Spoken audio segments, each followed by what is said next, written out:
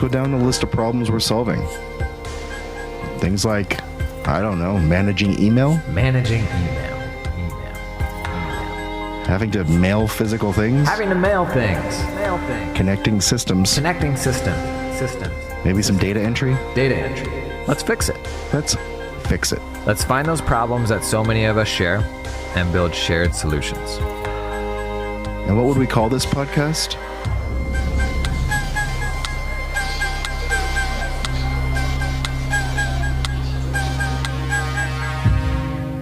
AutomationTown. Coming to you wherever you get your podcasts.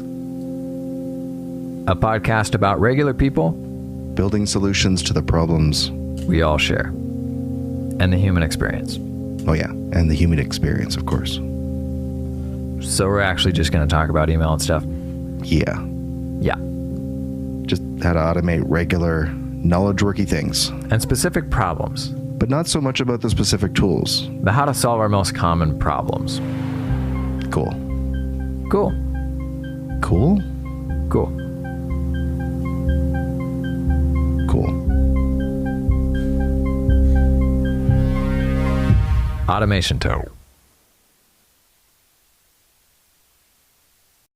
Hello and welcome to Accounting High. This is I don't know what we're gonna do here, but we got a re-up or a Refresh. a new edition, a reframing of the. Well, we're gonna have a brand refresh soon, I think.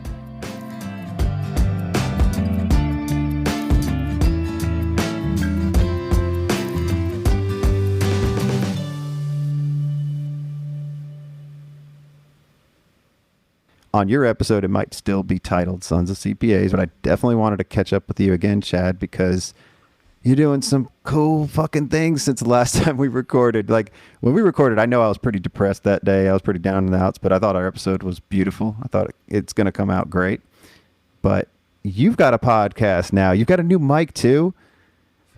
It's because the Yeti was picking up so much stuff all around me that it was hard to concentrate. So, dude, you were also on a headset when we recorded, I think. I don't think you had the Yeti. Yeah, when the Yeti was recorded. hidden underneath the monitor. So it was Yeti sound, but headset ears. Oh, regular headset. Okay. Yeah. Okay. Yeah. Well, Yeti, I graduated from the Yeti too. I think we all have to graduate sometime, and that's what Accounting High is about. I think in 4 years we'll be accounting you, but And for you'll now, actually we're get just that going SM7B instead of the MV7. bench. So is that what that? Do you have the 7B? No. Or do you have the 7? Stats has the 7B. He had to one-up me, which is totally fine. And That's totally Stats, though. Isn't that his MO? Like he's got to one up everything. I'm happy. He sounds great. Y'all one-upped us on this podcast for damn sure, man. When I listened to that trailer, which, you know, if anybody listened to Stats episode, I played most of the trailer on there. I think I cut a couple minutes out. But y'all came out with four minutes. the 4-minute trailer that I listened to probably 2 or 3 times when I first heard it. No, it was beautiful, and the production on your podcast, and then just the rapport between you guys. It's fun. So let's kind of just talk about that. What was the impetus to you doing a podcast, Chad? I get to talk about this stuff with people at work all day long, and not very much with other accountants. And Jason and I clicked when we met, and ended up thinking that if there was a way that we could just kind of shoot the shit together and play around with stupid stuff and just have fun automating regular things, we might be able to tie it back to a business case and then have that business case be the thing that people learn from. And I mean, if anybody gets anything out of them, then, you know, good on you. But for us, it was just a way of having some fun, playing with the stuff we like normally get to play with at work. And from there, like, it's just turned into just some like production stuff. So this is why it's so cool to have an editor. And Jason met a guy named Paul Amara, and he works on some pretty cool stuff on the internet. And now that he is working on this stuff with us, he makes us sound so much better than we actually are. So huge shout out to Paul. Yeah, well, you need a steady hand, which is something that honestly, I didn't have and don't have really. Like I'm trying to act as the, talent of my podcast, and I'm doing everything now, and it's hard, and it shows. Like when I look at my feed, it's out there. You don't even know what you're going to get. It's like a box of chocolates, is what somebody said recently. Y'all's is focused. It's concise. You have topics, but also the production level is high, and it shows. But that was a choice by you guys to early on, because and Stats has said this. He said this in the episode that I just released. Like, you got to be comfortable with doing some shitty stuff at first. So what was the choice to go high production early on, when podcasts, traditionally speaking, aren't money makers? Like, you go the opposite not way. Gonna, yeah. Listen, I think that's the kill. It's not to go in this for the money. It's to go into it for the idea that you're okay to do this for a long time because you want to do it, and whatever happens with it happens with it. So for me personally, I can't speak for Jason, but I really just wanted to build fun stuff that I didn't feel guilty taking time away from work for. And this is something I do, like, the night before we go record, I'll play around with a bunch of stuff, and then Jason and I will record, 2, 3, 4 episodes at once. And we just talk about the stuff we built the day before. So this isn't meant to go into, here's every single setting on every single set of, Zapier actions and triggers or Integromat module that would settings. be boring. How could you ever boring. do that over a podcast? So we just start with the end of something like what would be a funny thing to do. And then it's an entry point. It's an on-ramp. And figure out what to do. So the original format was supposed to be one of us comes with an idea. The other person has no idea what they're bringing. And you get a raw reaction. And then they try to build it. And then you tell them how you built it. Okay. And since then, we did a couple episodes like that. Now we've switched. So like by episode 7 or 8 or 9, somewhere in there, we switched the format to here's the problem that we're trying to solve. And then we both think about the problem and then come with our solutions and then just kind of riff off each other. I dig it. Yeah. And oh God, do we all have problems, right? Everybody likes to put out the polished presentation on their socials and everybody's got it all figured out, but authenticity is hard to come by sometimes. And I feel like people that can tap into that and be authentic, it shows on what you're producing. If it's too polished and too put together, which, there's a balance between what you guys are doing, because it's really polished. The production is polished, but then the content, you guys are still trying to figure shit out. And that kind of shows too. So there's some authenticity to the publishers, right? We listened back to the first couple of episodes. We're like, stop laughing at yourself. And Chad, get a better chair. Because listen, it just moves back and forth all the time. So I need some WD-40 or some duct tape or something. But it's really funny listening to your first couple and realizing how ridiculous you really sound. Yeah, well, I'm no stranger to that. So like, I've evolved to different rooms, different mics, and you kind of just get comfortable doing something too. And it's got to sound good though. I always said like I wanted to release something that sounded good, but I did my own editing and that definitely shows too. So I'm almost ready to take a step forward. Yeah. I mean, what really happened, sorry about my chair here. Step forward and step back. Yeah. We started with Paul the editor because he's awesome, but Jason and I, like, we didn't want this to be like the only thing we're doing. Like, we have accounting firms that we have to work in, obviously. So being able to show up to an episode and record it and say, thanks, Paul, and then show up and it's ready to go is pretty awesome. And we're just lucky that Paul's along for the ride. He's pretty awesome. Yeah, well, don't take that for granted too. Like I definitely, once I get to that point, I won't take it for granted because I was spending 8 or 9 hours with some of these episodes. Don't ask me why I was spending so much time with them. Send it to Blake to edit. He'll do it for you. Yeah. Well, that is what's happening. So actually, Blake's brother-in-law. It's not Blake. It's Blake's brother-in-law that's editing them now. So I'm not spending much time anymore at all. But I just have a backlog of episodes. So it sounds like you guys have recorded quite a few episodes. Tell me a little bit about that process, how many did you record before you even released one? Like 8. Okay. Yeah. Because we weren't sure what we were going to do with them. Was it going to be like 2 a week? Was it going to be 1 a week? Was there going to be a private feed of like, Are you going to run out of content? really good stuff? Are we going to hate each other? Like, are we not going to vibe at all?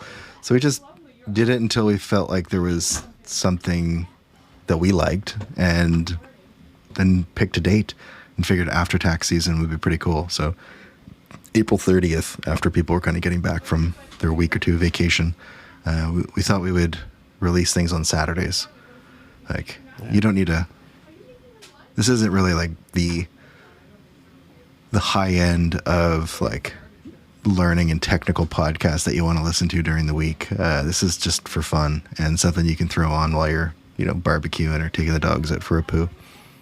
Well, I listened to it when I was packing for one of my trips. And yeah, so what was part of what I find interesting too is you guys are taking the approach of all knowledge workers could learn from this, That's not right. just accounting firms. Yeah. I'm sure your initial reception, and I'd like to know, what you think of the reaction to this. Is it what you had hoped, what you expected? Is it more than you expected? Is it less? We expected How's that been? like our mothers to listen to it and some close friends. But yeah, it was pretty good the first week. We kind of expected like maybe there might be 20 or 30 people. And I think the first episode on the first day had like, I don't know, 120 or 180 downloads. That's impressive. Which was really cool. Yeah. And then it's just kind of going from there. So I think we're getting through these episodes in the very beginning, which are pretty awkward. So it's cool to hear that like more than 5 people are still listening. Thank you, Scott, and your family. It also makes me feel pretty small because it took us almost a year to get to 100. We're closing in on 400 per episode That's now. great. But that's sometimes it starts to happen faster too, because then word of mouth is pretty powerful, and obviously the social promotion, and looks like, and you guys have a website on there, so that's pretty cool. And then you also had sponsors out the gate, which is great. And I love the ad. I've listened to all of them, but the Practice Ignition ad sounded very natural. It caught me off guard because I was listening, and then you guys eased right into it, which is what I've been trying to do. And sometimes it comes off on our episodes, but sometimes it doesn't. It came out pretty fucking good. Like I liked the way it flowed, and the music choice was great. It's all so. That's the mind of stats. So he's the creative brain. Yeah, so he writes them up, and then we read them, and then Paul edits them, which is really good. It was nice. The first couple sponsors were just people that saw the stuff on Twitter, and I think what's really appealing to this one is like they'll be able to have the copy and have our horrible voices if they ever want to reuse it, and it's Sure, evergreen. It's evergreen, and it's like. It's not a fleeting thing. So, somebody could listen back to episode 1 2 years from now because they want to learn about, writing handwritten letters through an API or sending letters through an API through the USPS or something like that. And I think that's, to your point, the evergreen stuff was really interesting to us around a topic, a problem, and then it doesn't really matter when it's released. The only thing that's going to be different is the format, the production value, and us laughing at ourselves a little bit less. Well, and you evolve too as people. You guys develop a different rapport over time, and the choice to not have guests, I thought, is crucial to the development of your rapport, because podcasts are a relationship between the listener and the hosts. That's not something that I've done. I mean, I got a variety show. It's turned into something else, but I'm not sure what the intention is for moving forward. Are you going to eventually maybe bring on people as guests, or do you want to always keep it the two of you guys? I have no idea. Literally, we show up and we record, and if it works, it works. What I'm hoping happens is this reaches people that are in positions that kind of hate the monotonous part of their jobs, and they can take some inspiration from some of the actions that occur. So send something in the mail, notify something, create a document, plant a tree. There's all kinds of stuff that you can do. And regardless of how you get there, the idea of like understanding the infrastructure of how data works across the internet, what systems are out there. The amount of people that have like messaged us and just said, I had no idea you could send letters through an API. And outside of the conversation of, is that a dumb thing to do? Which is probably yes. It's like, hey, thanks. Like, I didn't know about it. So I think that's what the purpose of this is, just to give someone a feed to look through and say, hey, do any of these things relate to something that I might be genuinely interested in or fleetingly interested in? And then give it a listen. So I think that's why we're trying in the very first 10 to 50 seconds of the podcast to get like right into what we're doing, why we're doing it, what the problem is, and not try to hide that behind, 3 to 5 minutes of banter first. Well, there's a practicality, and when it comes to the theory of everything out there, everything that you could possibly do, but then practically speaking, what does that even mean? I think that's what you guys are doing, and that's what everybody needs too, is to understand a little bit more and go a little bit deeper into what does this mean. And I hear this on Twitter, or I see this, or somebody mentioned this. What does that even mean to automate sending a letter? Yeah, I realized right? I didn't answer your question. You asked about guests. So I think guests coming on would be awesome because they're smarter than Jason and I. And it's always good talking to people that are way smarter than you. So if they have ideas or they've built things or they're, representing a product or something that like solves a really cool problem, it would be nice to walk them through, because then Jason and I can like grill them or, think about other ways to use it and kind of put it through the ringer beforehand to talk about maybe deficiencies or improvements or what's working really well. So I think it'll get to a point where it's there. I'm also hoping there's an element of people presenting ideas and problems and not necessarily solutions, saying, I hate that I can't get this from this. How do we do this? And Jason did something on Twitter where he's like, let's automate a bunch of stuff. And he threw just helping people. If we could take some of those ideas and turn them into episodes and really explain what's happening, like behind the scenes of those, that would be kind of like a fun source of information too. So I don't think topics will ever be like a huge issue. It's really just, what do people really want to listen to and for how long? And we came to a pretty quick realization that we can't make these an hour-long podcast or an hour and a half or something.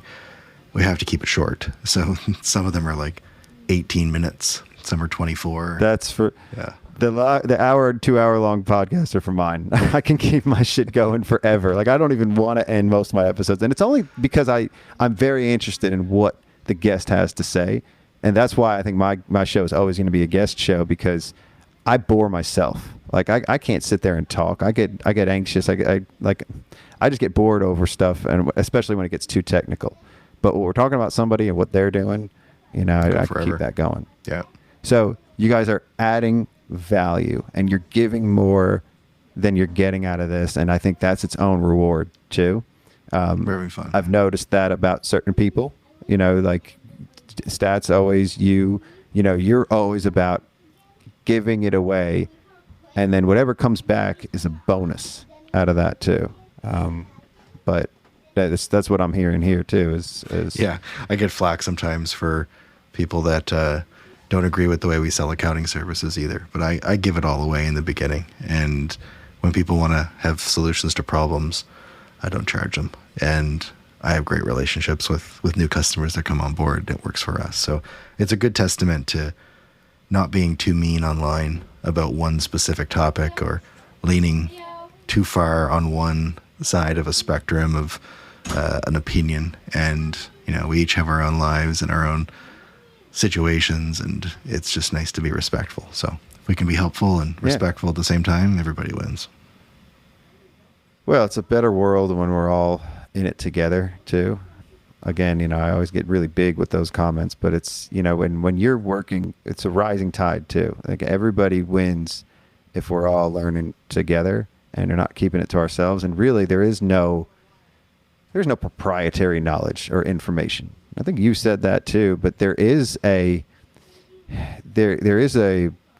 bubble of information that once you're in it, you can, it's a fire hose, right? And you start learning just about everything. And I think, I've said this before in the past, like Zero opened up my world to that. As I got more embedded and involved and integrated with Zero, physically, not integrations, as you would say.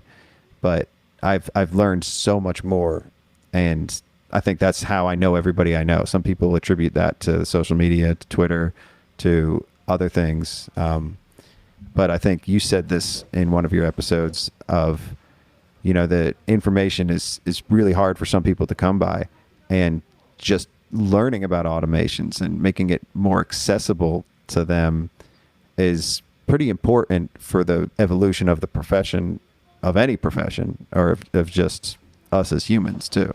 Yeah, and they can make it through a 28-minute podcast about that.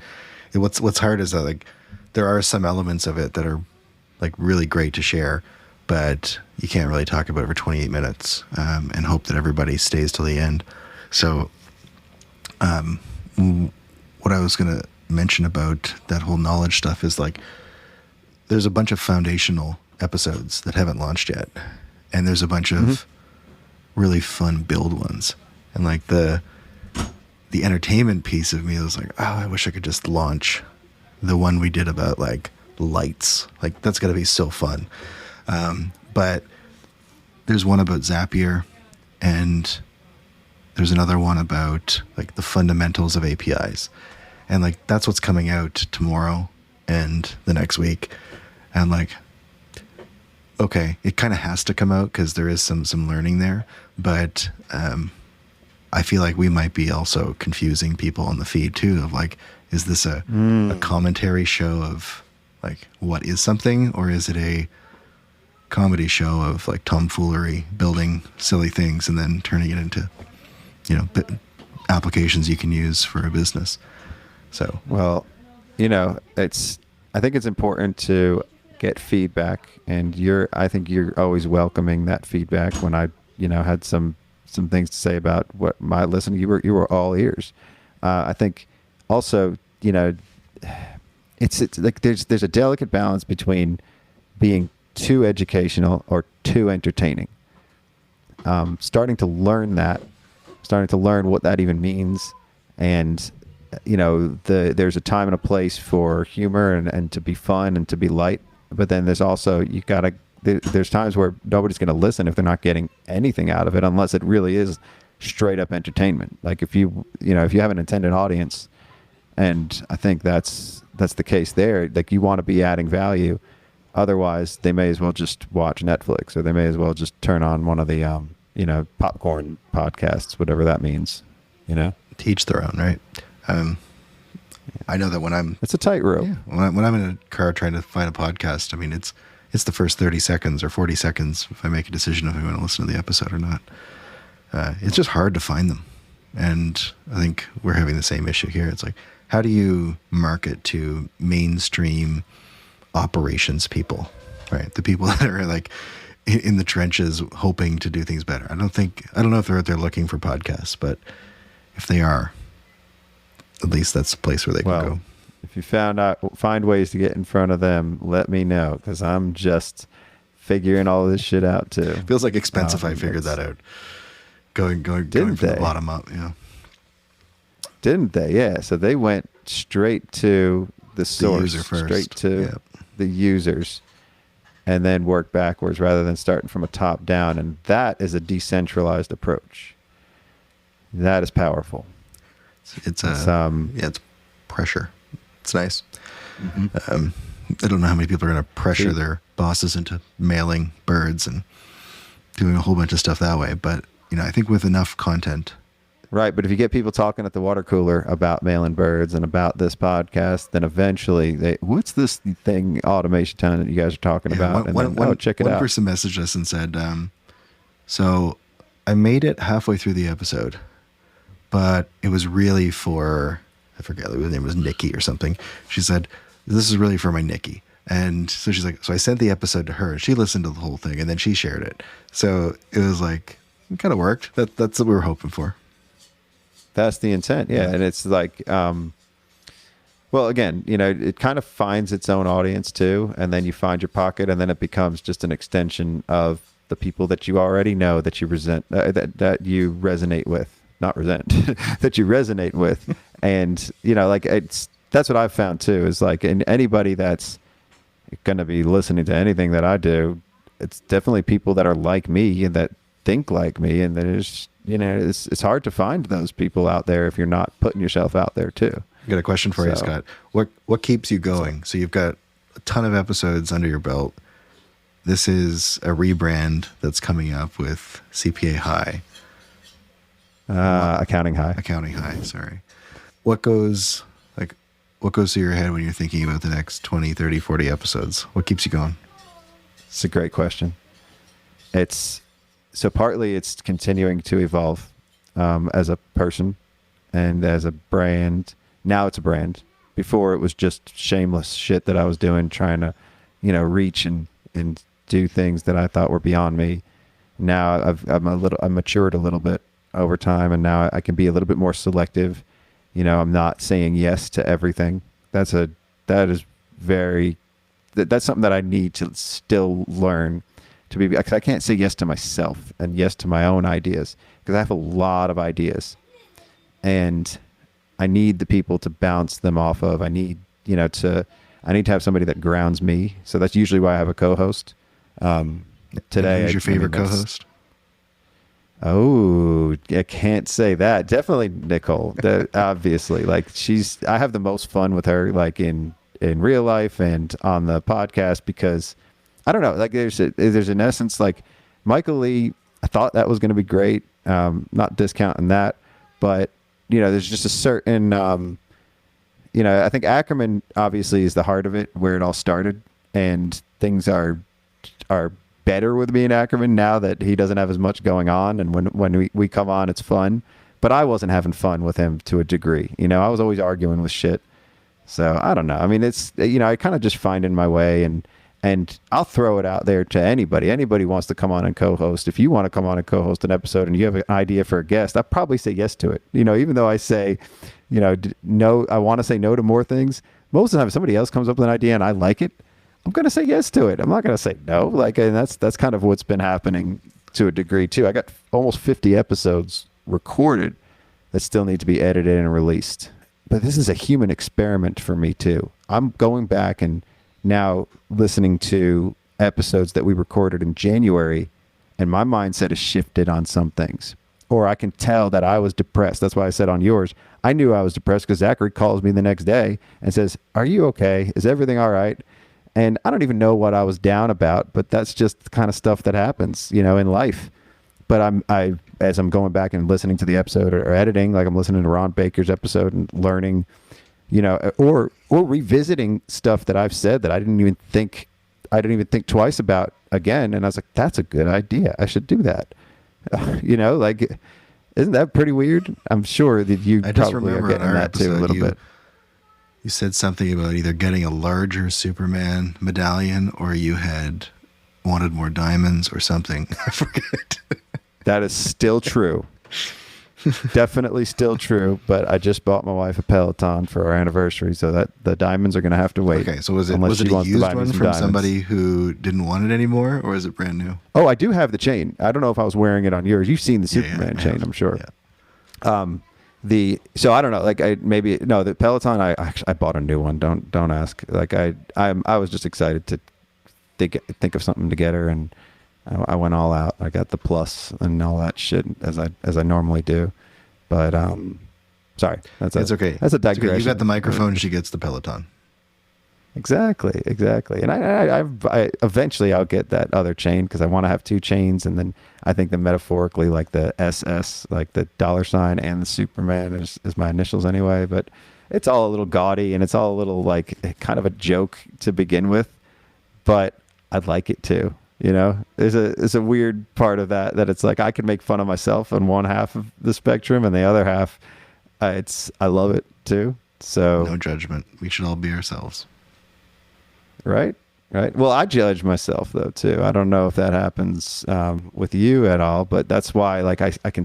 That's why I have these shifts in mood too, because I'll go from thinking one thing, and I don't know if I'm bipolar or not, but I go from like being really amped up and excited about something to then being totally against it. Like I wrote that rap and I said I was going to do it at the accounting web, and I was walking with Stats to the session that I was going to moderate, and I thought, it'd probably be appropriate to do the rap at the end of it, and, still relevant.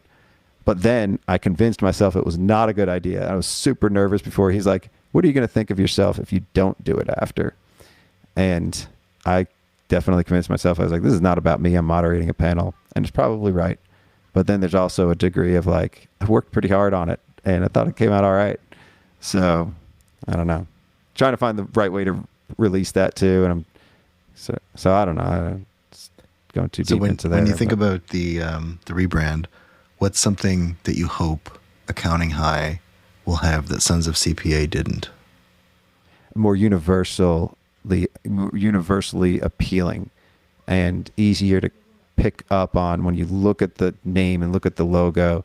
Oh, that's something I want to listen to, because Sons of CPAs worked for my little small subset of the culture. And with the reaction I've gotten from a lot of females in the industry that know me now that didn't know me early on, they said that they didn't think twice to pick it up because of the name, because whatever, it just wasn't their thing. But then they got to know me and now they like it. So I think I want it to be more universally accepted or appealing, and grow a broader audience too. But we're still looking at a very small set of the change curve of accountants that listen to podcasts too, So now there's a broad appeal. There's a connotation to people broad appeal to the word high. So I'm just going to ask you, what is your hope there with the connotation between high and some cannabis and cannabis related topics?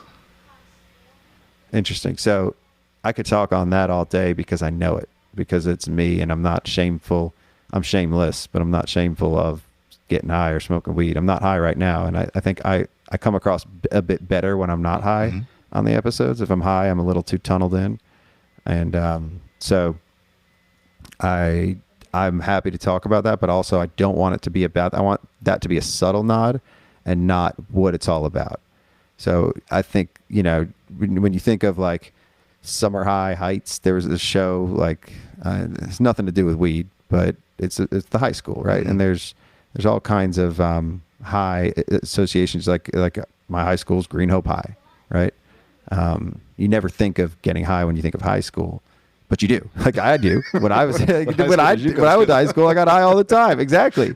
But that's the undertone. That's the underhanded part of it. And I hope that I could achieve that in the right branding, and also like with the, I think the audience would appreciate and get that, because like you said, there's that undertone of society that everybody does kind of eat edibles now, and they've experimented with it in their lifetime and they like it, but it's just not all the time, right? Like I can't just be talking about getting high, but if somebody wants to get a contact high listening to this, great. So if you've got interviews and you've got subtle undertones, what are some of the other elements of the show that you're looking to bring in? Well, definitely the edutainment, right? So the learning, the entertainment, it can't lean too hard into one direction or the other.